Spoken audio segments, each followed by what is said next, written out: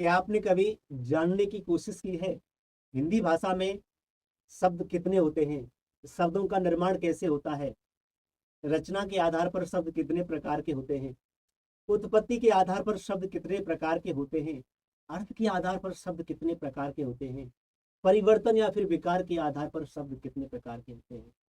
तो साथियों, आज हम शब्द विचार या फिर शब्द रूप को बहुत ही बेहतरीन तरीके से पढ़ने वाले हैं। मैं कृष्णकांत कौशिक आप सभी का द कृष्णा सार्थक एकेडमी में स्वागत करता हूं। तो साथियों, आप सेशन से जुड़ जाइए। आज हम शब्द विचार को पढ़ेंगे। शब्द विचार को पढ़ने से पहले मैं आपसे एक प्रश्न पूछना चाहूंगा, उसका आप मुझको उत्तर दीजिए। मुझको ये बताइए कि भाषा को व्यक्त करने के कितने तरीके होते हैं। हम अपनी भाषा को किस प्रकार से दूसरे व्यक्ति तक पहुंचा सकते हैं। भाषा किसे कहते हैं, क्या आप मुझको बताएंगे? मैं बताऊंगा साथियों। यानी कि अपने विचारों को दूसरे व्यक्ति तक पहुंचाने का एक तरीका साथियों भाषा कहलाता है। कह सकते हैं विचारों की अभिव्यक्ति ही भाषा है।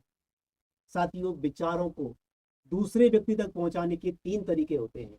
कौन कौन से तरीके होते हैं, क्या आप जानते हैं? साथियों, पहला तरीका होता है मौखिक। मौखिक तरीका मतलब हम बोल करके किसी व्यक्ति तक अपनी बात को पहुंचा सकते हैं। जैसे कि मैं आपसे अपने विचारों को आप तक पहुंचा रहा हूं, आप सुन रहे हैं। दूसरा तरीका होता है साथियों लिखित, यानी कि हम अपनी बात को लिख करके दूसरे व्यक्ति तक पहुंचा सकते हैं। आपने भी कोई ना कोई बात आज से पहले लिखी होगी, लिख करके किसी दूसरे व्यक्ति तक पहुंचाई होगी ना। तीसरा तरीका होता है साथियों सांकेतिक, यानी कि इशारों या फिर संकेतों के माध्यम से भी हम अपनी बात को किसी दूसरे व्यक्ति तक पहुंचा सकते हैं। यानी कि भाषा को व्यक्त करने के कितने तरीके होते हैं? 3 तरीके होते हैं, यानी कि मौखिक, मौखिक, लिखित और साथियों सांकेतिक। अब आपने कभी जानने की कोशिश की कि हिंदी भाषा का निर्माण कैसे होता है, हिंदी भाषा के को निर्मित करने के कौन कौन से अंग होते हैं?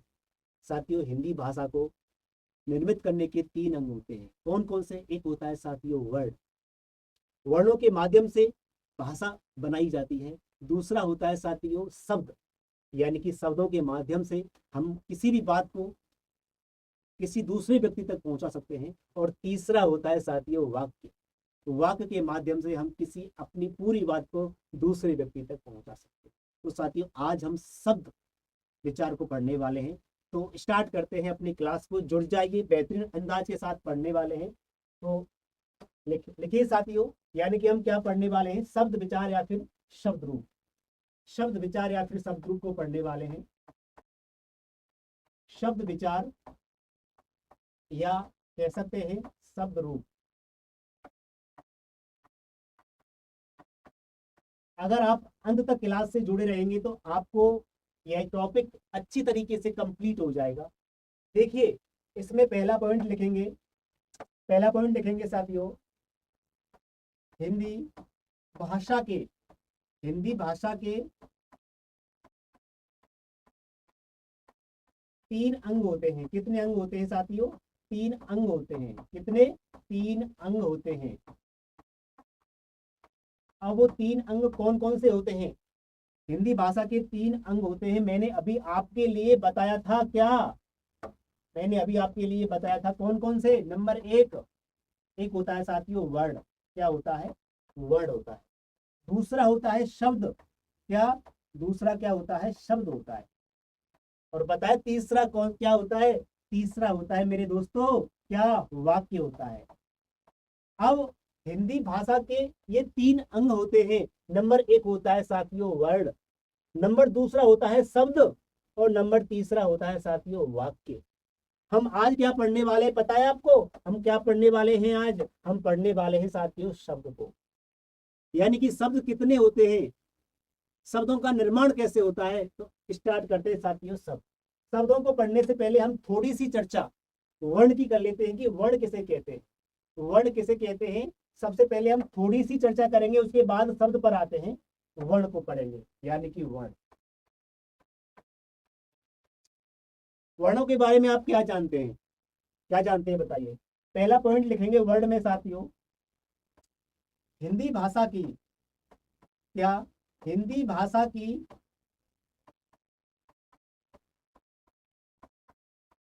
सबसे छोटी, हिंदी भाषा की सबसे छोटी इकाई।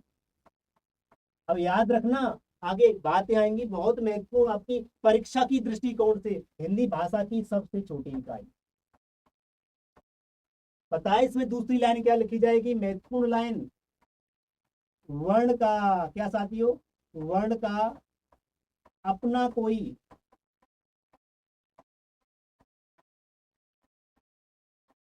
अर्थ नहीं होता। वर्ण का अपना कोई अर्थ नहीं होता। कैसे, कैसे नहीं होता? मैंने आपसे कहा साथियों आ, मैंने कहा साथियों का, मैंने साथियों कहा गा।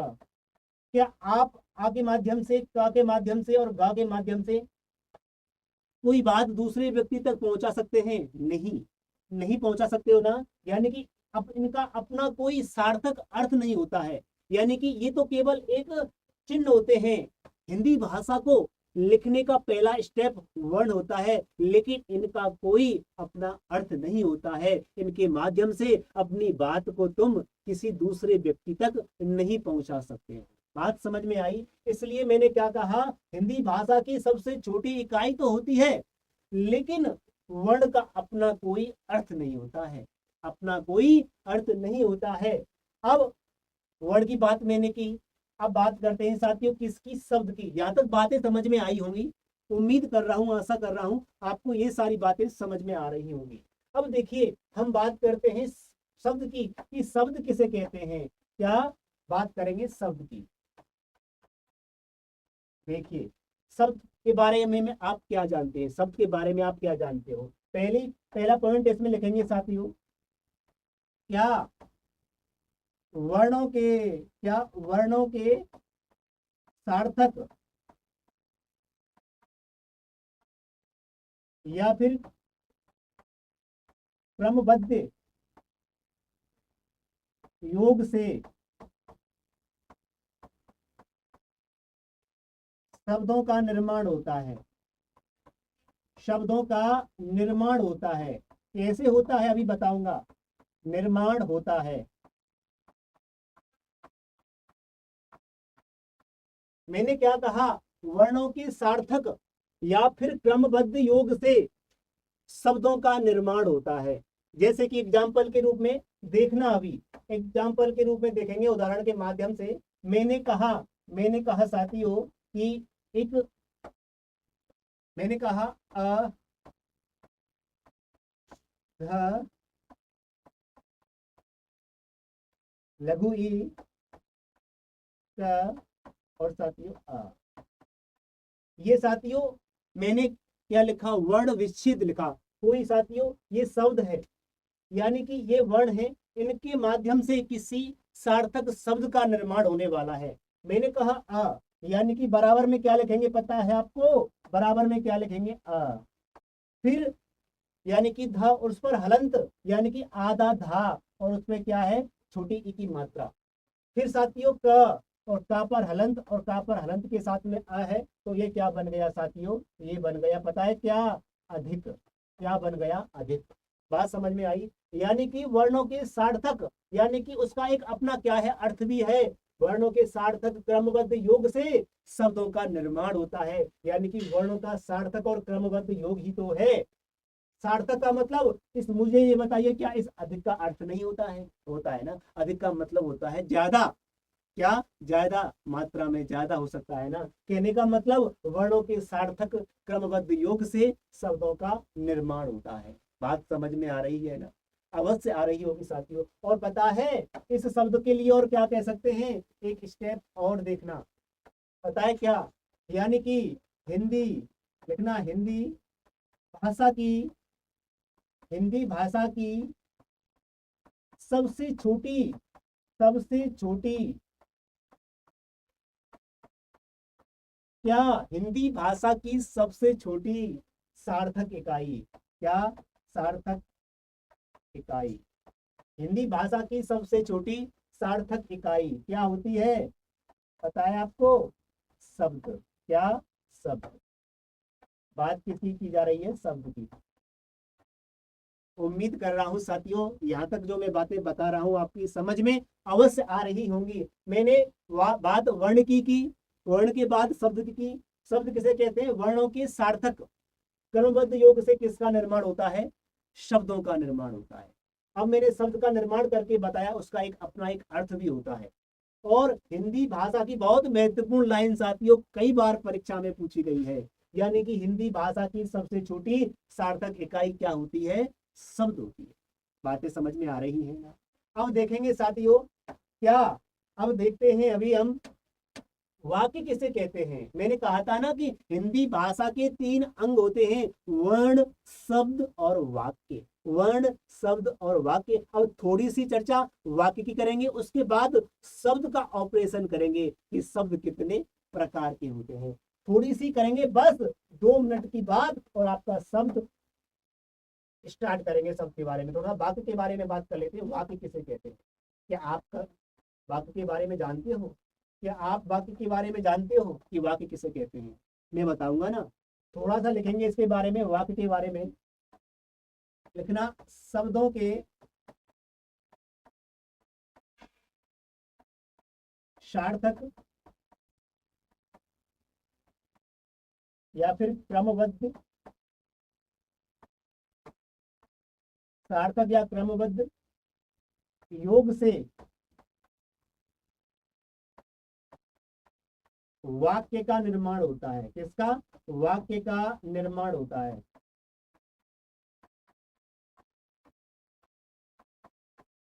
अब आप कहेंगे सर कैसे, हमारी समझ में नहीं आ रहा है। मैं बताने वाला हूँ। यानी कि मैंने क्या कहा कि शब्दों के सार्थक क्रमबद्ध योग से किसका निर्माण होता है? वाक्य का निर्माण होता है। देखना, अभी मैं एक एग्जाम्पल के माध्यम से आपको बताऊंगा। मैंने कहा साथियों, यानी कि अभी बताने वाला हूं, एक एग्जाम्पल के माध्यम से समझेंगे। एक उदाहरण लेते हैं और फिर आप समझना। मैंने कहा कि मीना चली बाजार गई। मीना चली बाजार गई। अब आप कहेंगे साथियों ये क्या है? मीना चली बाजार गई। क्या ऐसा लग रहा है कि ये बाकी सही है? मुझे तो नहीं लग रहा है। इसका सही रूप क्या हो सकता है पता है? मैं तो इसको इस तरीके से लिखने वाला हूं कि मीना बाजार चली गई। चली गई। अब मुझको एक बात बताइए, ऊपर वाला वाक्य सही है कि नीचे वाला वाक्य सही है? देखो, मीना चली बाजार गई और मीना बाजार चली गई। भाई मुझे तो नीचे वाला सही लग रहा है, मैं तो नीचे वाले को सही मानूंगा। बिल्कुल साथियों, ऊपर वाला गलत है। पता है ऊपर वाला गलत क्यों है? हिंदी भाषा को एक क्रमबद्ध तरीके से लिखा जाता है। वाक्य को लिखने का एक क्रमबद्ध तरीका होता है। आपने इंग्लिश में देखा होगा, सेंटेंस को लिखने का एक क्रमबद्ध तरीका होता है। कहते हैं ना कि सब्जेक्ट वर्ब ऑब्जेक्ट। इंग्लिश में क्या होता है? Subject verb object. उसी प्रकार हिंदी में साथियों पता है ये क्या है? हिंदी में वाक्यों को एक पद के रूप में लिखा जाता है। जैसे कि देखिए, जो ये है ना, ये मीना है। मीना क्या है? मीना साथियों कर्ता। क्या है साथियों? कर्ता पद है। क्या है ये? कर्ता पद। और बताए बाजार क्या है? बाजार साथियों कर्म पद है। क्या है? कर्म पद। और पता है चली गई, ये क्या है साथियों? चली गई क्या है? ये क्रिया। क्या है साथियों? क्रिया पद है। बात समझ में आ रही है? यानी कि हिंदी में जो वाक्य होता है ना, उसका निर्माण यानी कि कर्ता पद, फिर उसके बाद कर्म पद और उसके बाद क्रिया पद से किया जाता है। यानी कि कर्ता कर्म क्रिया। और इंग्लिश में subject verb object. Subject verb object, Hindi में कर्ता कर्म क्रिया। तो साथियों सही सिस्टम क्या होगा? मीना बाजार चली गई, ये बाकी बिल्कुल सही है। अब मुझको एक बात बताइए, जो ये मैंने बातें बताई आपके लिए कि भाषा के 3 अंग होते हैं, वर्ण, शब्द, वाक्य, यहाँ तक मैंने आपको समझाया। आपकी समझ में साथियों अवश्य आया होगा। अब हम बात करेंगे स्पेशल शब्दों के बारे में कि शब्द कितने होते हैं। अब आगे साथियों आपको नोट करना है, शब्द लिखना, एक हेडिंग लिखना,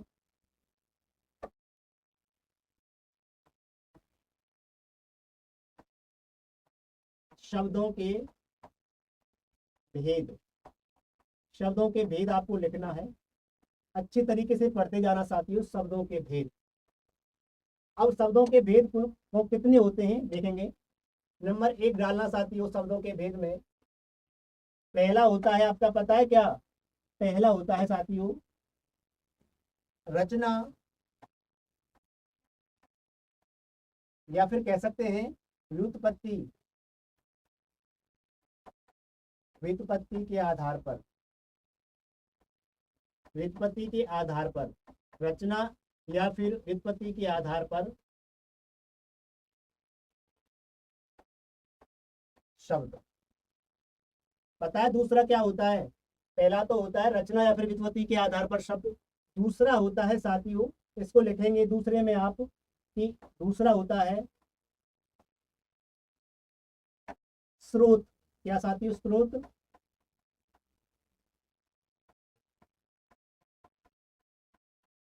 या फिर कह सकते हैं उत्पत्ति के आधार पर,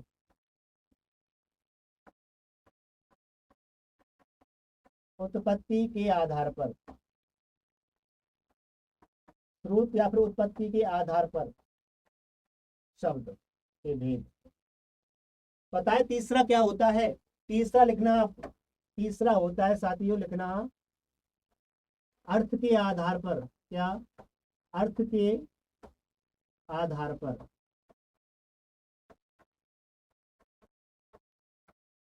और पता है पांचवा क्या होता है? पांचवा, पांचवा होता है साथियों लिखना परिवर्तन या लिख सकते हैं विकार के आधार पर, विकार के आधार पर। यानी कि शब्दों के भेद साथियों मैंने कई प्रकार में बांट दिए। शब्दों के भेद मैंने कई प्रकार में किस प्रकार बांट दिए? जैसे कि मैंने कहा आपसे जो शब्दों के भेद होते हैं ना, ये पूछे गए हैं आपकी परीक्षा में। ऐसा नहीं है कि ये पूछे नहीं गए हैं, ये साथियों पूछे गए हैं। आपसे पूछेगा रचना या फिर व्युत्पत्ति के आधार पर शब्द कितने प्रकार के होते हैं। आपसे पूछेगा स्रोत या फिर उत्पत्ति के आधार पर शब्द कितने प्रकार के होते हैं। और आपसे पूछेगा कि अर्थ के आधार पर शब्द कितने प्रकार के होते हैं। या फिर आपसे पूछेगा परिवर्तन या फिर विकार के आधार पर शब्द कितने प्रकार के होते हैं।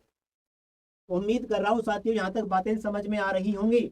अब देखेंगे कि साथियों रचना या फिर व्युत्पत्ति के आधार पर शब्द कितने प्रकार के होते हैं। तो याद रखेंगे रचना या फिर व्युत्पत्ति के आधार पर शब्द साथियों तीन प्रकार के होते हैं। कितने प्रकार के होते हैं? तीन प्रकार के होते हैं। वो तीन प्रकार कौन कौन से हैं कि आपको पता है? मैं अभी आपको बताने वाला हूं वो तीन प्रकार कौन कौन से होते हैं साथियों। नंबर एक होता है साथियों, पता है इसमें क्या? रूढ़ शब्द। क्या? रूढ़ शब्द। आपने कभी पढ़ा है इससे पहले रूढ़ शब्द के बारे में? पढ़ा होगा। नहीं पढ़ा है तो मैं पढ़ाने वाला हूँ आपको। दूसरा होता है साथियों इसमें पता है यौगिक शब्द।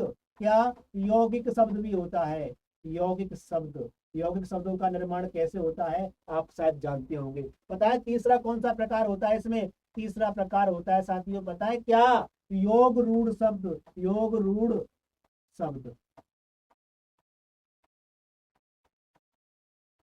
यहाँ तक आपकी बात समझ में आई? रचना या फिर व्युत्पत्ति के आधार पर शब्द तीन प्रकार के होते हैं। रूढ़ शब्द, यौगिक शब्द और या फिर योग रूढ़ शब्द।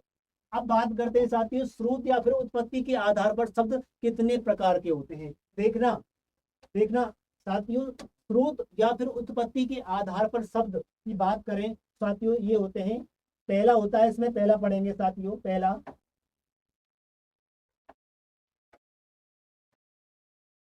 नंबर एक होता है साथियों तत्सम शब्द। क्या? तत्सम, तत् तत्सम शब्द। आपने इसके बारे में जाना भी होगा पहले। पहला कौन सा होता है साथियों? तत्सम शब्द। दूसरा होता है पता है इसमें क्या? तद्भव शब्द। तद्भव शब्द, तद्भव शब्द। ये क्या होते हैं? तत्सम क्या होते हैं? तद्भव क्या होते हैं? इन सभी की चर्चा डिटेल में करेंगे। तीसरा होता है साथियों पता है इसमें क्या? देशज, देशज शब्द। और पता है चौथा कौन सा होता है? चौथा होता है साथियों इसमें पता है क्या? विदेशज, विदेशज शब्द। और पांचवा कौन सा होता है पता है? पांचवा होता है साथियों संकर शब्द। क्या? शंकर शब्द। अब देखिए आपकी परीक्षा में प्रश्न कैसे बनेगा। अगर आपकी परीक्षा में प्रश्न पूछे कि स्रोत या फिर उत्पत्ति के आधार पर मुख्य रूप से शब्द कितने होते हैं, शब्द के प्रकार कितने होते हैं, तो याद रखना अगर मुख्य रूप से पूछे ना तो मुख्य रूप से साथियों शब्द के चार भेद होते हैं। कितने होते हैं? चार होते हैं मुख्य रूप से। क्या? मुख्य रूप से। मुख्य रूप से कितने होते हैं? चार होते हैं।